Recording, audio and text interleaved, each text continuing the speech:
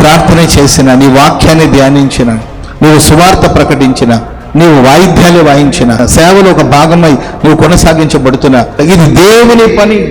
శ్రద్ధగా పని చేయగలిగిన వాళ్ళు వారిని దేవుడు ఏలుబడి చేసే స్థాయికి దేవుడు తీసుకెళ్తాడు.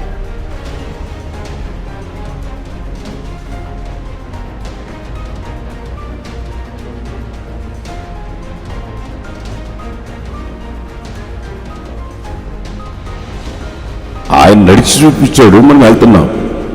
సింహాసన యొక్క దర్శనం కలిగిన వాళ్ళు ఆయన వస్త్రము దేవాలయం నిండుకుని ఉన్న దర్శనం కూడా యెషయా కలిగి ఉన్నాడు. ఆ వస్త్రం నీ మీద దేవుడు వేయబోతున్నాడు.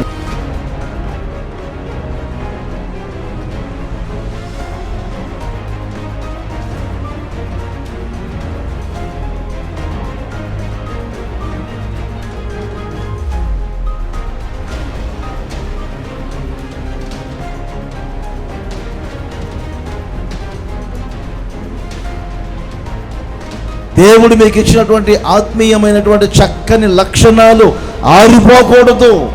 ఎప్పుడు అగ్ని మండుచూ ఉన్నట్లుగా మీలో ఎప్పుడు ఆసక్తి పురికొల్పబడుతూనే ఉండాలి. దైవ వైరాగ్యం ఎప్పటికీ ఉంటూనే ఉండాలి. నా ప్రభువైన యేసుక్రీస్తు ద్వారా మీరు పట్టబడ్డారు.